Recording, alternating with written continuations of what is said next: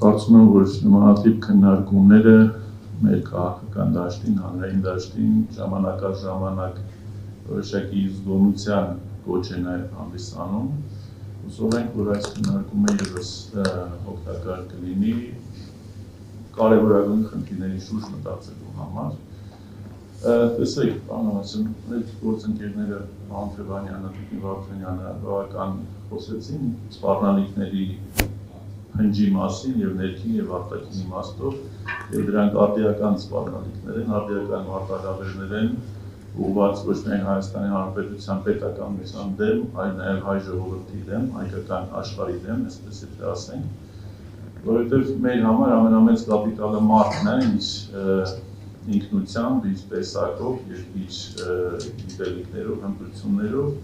եւ մենք պետք է կարողանանք այդ հանրային համերաշխության ֆոնի վրա այլևս խոսել մեր ապագա անվտանգային բոլոր խնդիրների վերաբերյալ։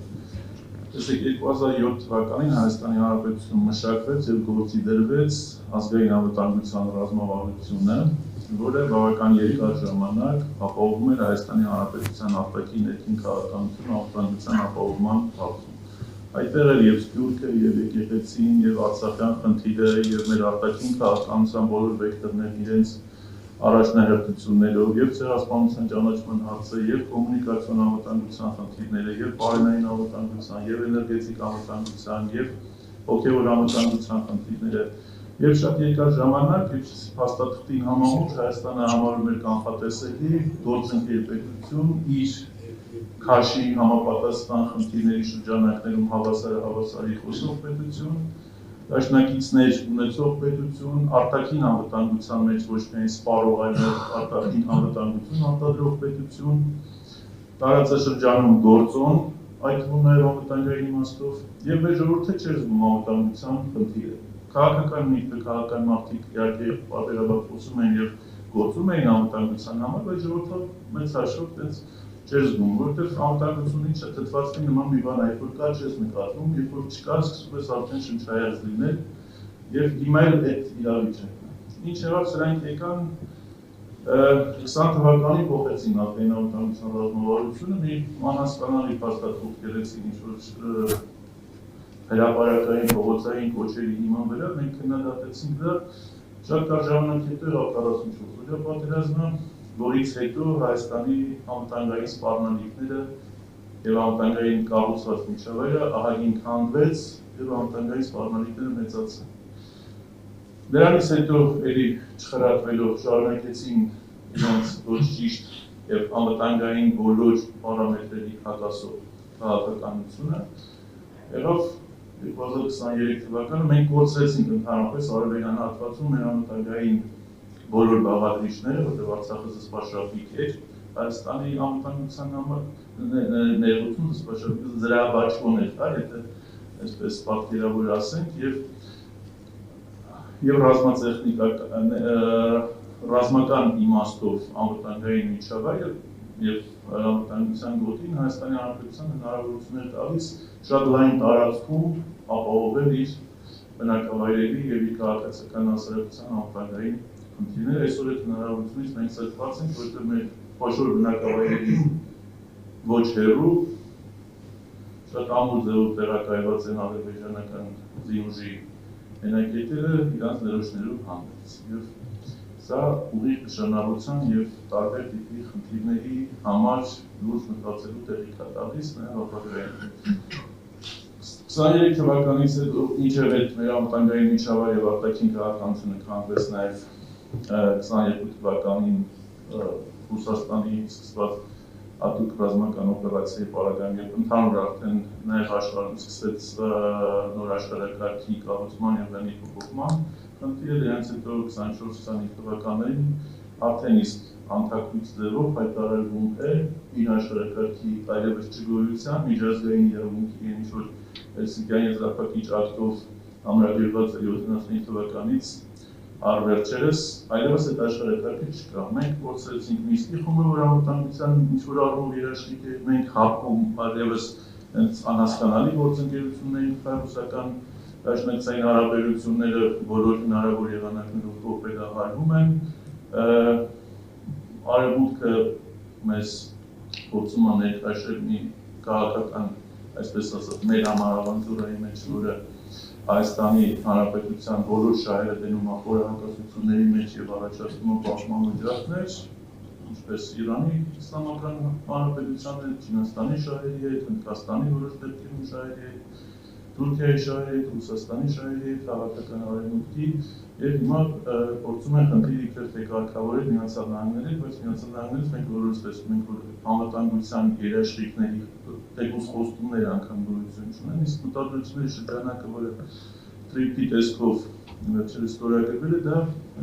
ամենաառաջին նախադասության մեջ դերացա, որ ոչ մի իրավական հիմք չունի, ամեն ցանկությունները եւ կարող է նաեւ տեղի չունենա։ Շատ դեպքերում մենք գիտենք, որ Միացյալ Նահանգները այնտեղ են տարածաշրջաներում, որտեղ ինքը ազգային անվտանգության կամ ռազմավարական հետաքրքրություններ չունի, շատ արագ տարածաշրջանից հրաժարվեց նաեւ Աֆղանստանից, հրաժարվեց նաեւ մի շարք այլ տեղերից, այդ թվում նաեւ ահռելի ներդրումներից հետո։ Այնպես որ սրանք որ ասեն այ հեսա ներդրումները երաշխավորել են Հայաստանի անվտանգությունը խաղացումը, դա եւս կեղծիք է, դա եւս սուտ է, դրան պետք չի հավատալ։ Ինչը պետք հիմա անել, նախ փոխված աշխարհում եւ նաեւ մեր ռեսուրսները պակասած, նվաղած եւ թուլացած ռեսուրսների պարագայում մենք պետք է կարողանանք արդեն նոր ազգային անվտանգության ռազմավարություն մշակել, ընդորում շատ արագ, որտեղ փոխվել են բոլոր պարամետրերը, այդ ռազմավարությունը գրելու եւ իրականում կյանքի կոչելու համար փոխվել է պետական ինստիտուցիոնալ համակարգի կարողությունները, փոխվել է տեխնոլոգիական հնարավորությունները, փոխվել են տեղեկատվական անվտանգության կանոնները, բնույթը, փոխվել է կիբերանվտանգության ամբողջական համակարգը, փոխվել է մարդկանց վերաբերմունքը պետություն ունենալու եւ ընդհանրապես քաղաքականության նկատմամբ հետաքրքրությունը, դա եւս կորել է, հետեւաբար շատ բարդ իրավիճակում եւ Հայաստանի նաեւ աշխարհագրական դիրքը հաշվի առնելով մենք պետք է, այսինքն մենք ասելով իմ կապնեմ Հայաստանի քաղաքականությամբ զբաղվող բոլոր մարդիկ կլինեն իշխանության մեջ, կլինեն ընդդիմության մեջ, այսօր վաղը մյուս օրը երբ էլ որ լինի, որտեղ դա բոլորի խնդիրն է, անվտանգությունը չի սպառնում միայն ընդդիմադիրներին, ընդդիմադիրներին սպառնում է բանտը, բայց երբ որ անվտանգությունը արդեն դառնա իրական սպառնալիք ֆիզիկական իմաստով կամ կենսաբանական իմաստով կամ բարոյահոգեբանական իմաստով, տեղեկատվական տերորի իմաստով, այդտեղ չի հարցնելու ով անդիմություն, ով իշխանություն, ով հարուստ, ով աղքատ, ով ինչով է զբաղվում կամ ով որտեղ է ապրում։ Սա ընդհանուր սպառնալիք է։ Հետևաբար բոլորը միասին պետք է կարողանան այս առաջին հերթին մշակել ռազմապաշտպանական նոր մոդել, որովհետև մենք այլևս այդ, այսպես ասած,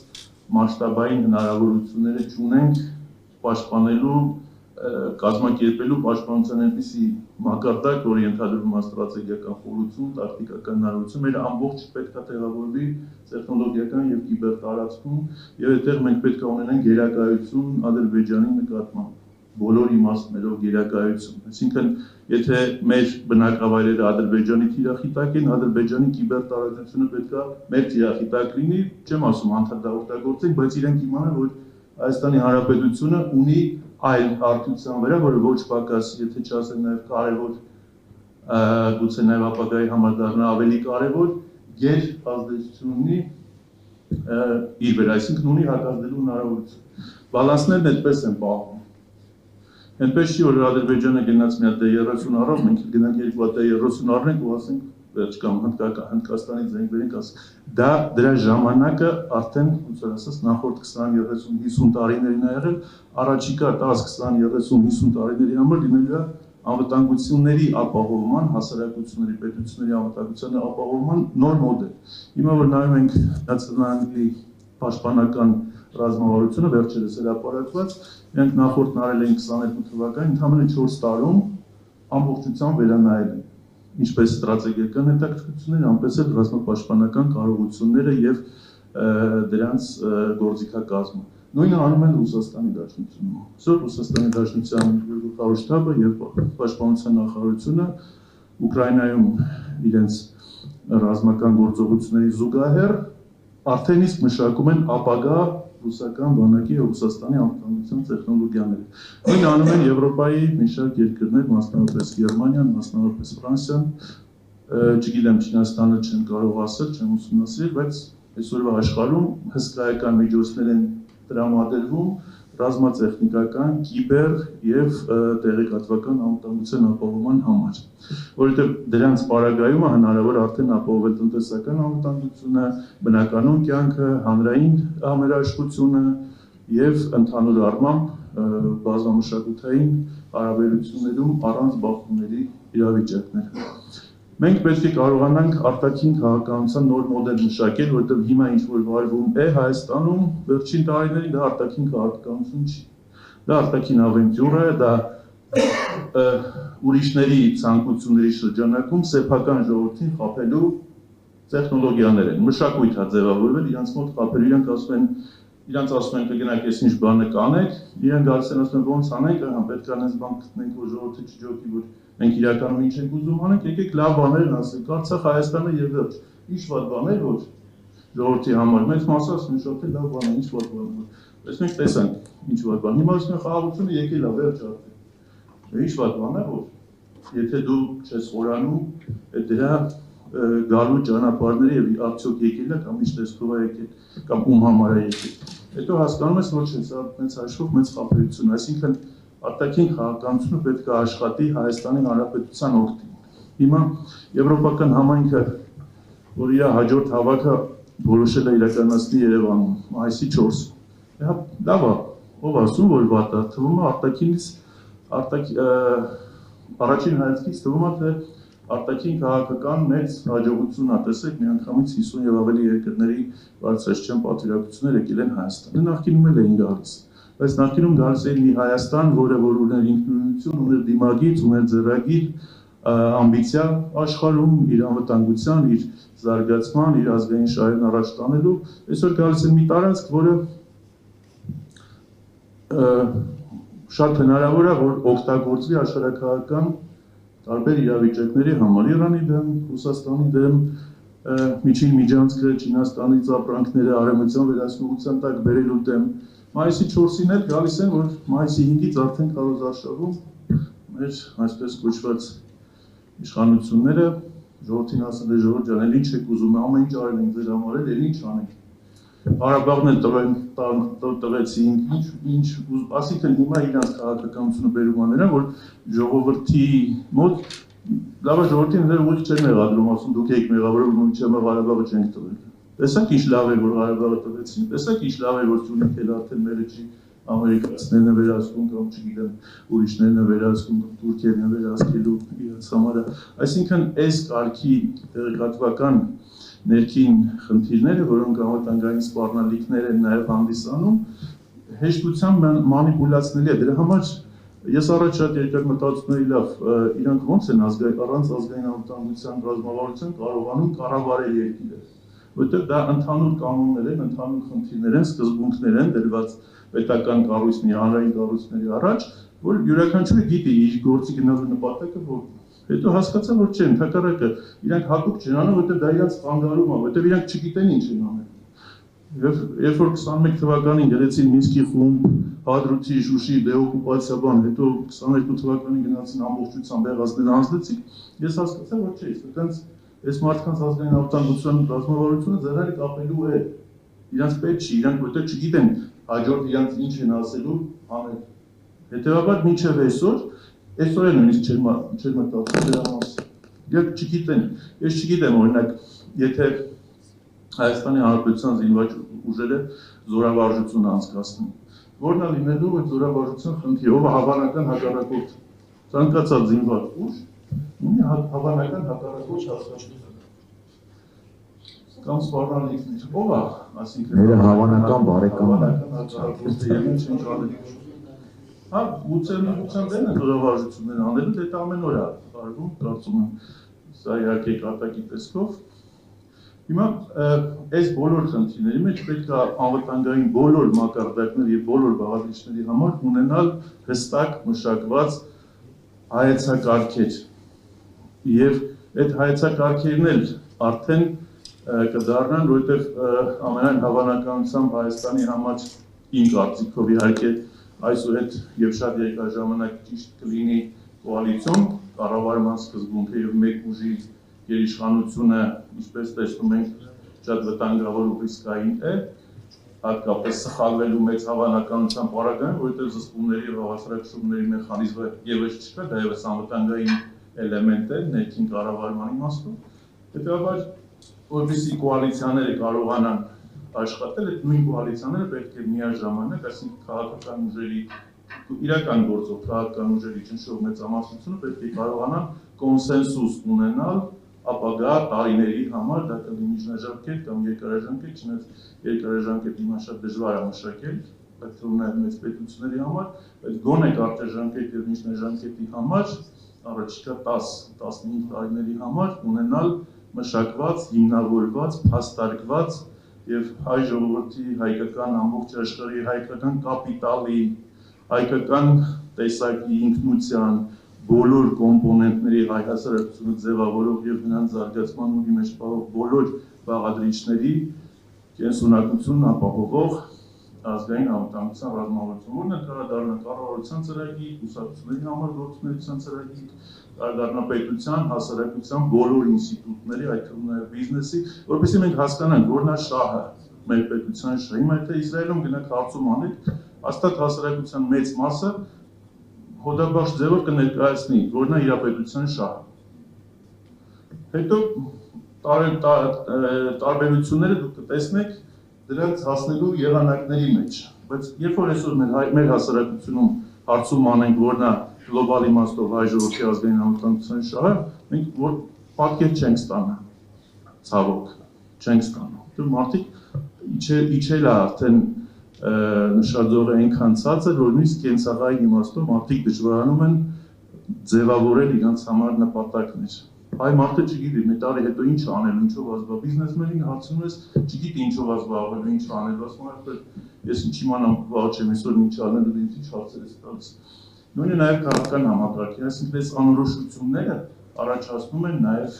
շատ բարդ իրավիճակներ մեր կազմակերպվածության և պետական ինստիտուցիոնալ համակարգի համար։ Դա տեսնում են նաև մեր գործընկերները դրսում, այն ովքեր որ բարեկամ պետություններ են և բարեկամաբար տրամադրված ինչ-որ բաներ հուշում են, ովքեր որ ոչ կամ հակառակը, բնականաբար շատ լավ օգտվում են այդ իրավիճակից և Հայաստանի Հանրապետությունը այդ իրավիճակում դառնում է խաղալիք, աշխարհաքաղաքական խաղալիք տարբեր ուժերի ձեռքում։ Եվ պատահական չի, որ այս քաղաքականությունը ողջունում են, իհարկե ողջունեն, խոսեն բարձրանից լավ քաղաքականություն, առաջ Հայաստանը գիտեր օրինակ ցեղասպանության ճանաչման, միջազգային ճանաչման քաղաքական գործընթացը, որը շատ երկար ժամանակ Հայաստանի Հանրապետության համար եղել է և անվտանգության ապահովման մեխանիզմ, մի քիչ տենց կոշտ իմաստով ասած, և նաև արտաքին քաղաքականության առաջնահերթություն, երբ որ 100-ամյակին 5 երկրի ղեկավար է գալիս, որից երկուսը ՄԱԿ-ի անվտանգության խորհրդի մշտական անդամ պետությունների ղեկավարներ, և դա արդեն ամբողջ աշխարհին ազդանշան է, որ Հայաստանի Հանրապետությունն ունի խոշոր երաշխավորներ իր այս քաղաքականության պարագայում։ Հայաստանի Հանրապետությունը կորցրեց իր երաշխավորների, որովհետև եկավ մի քաղաքական ուժ, որը այդպես էլ մինչև այսօր հստակ աշխարհին չի ասում, թե որն է իր նպատակը, բացի Հայաստանի Հանրապետությանը վնասել։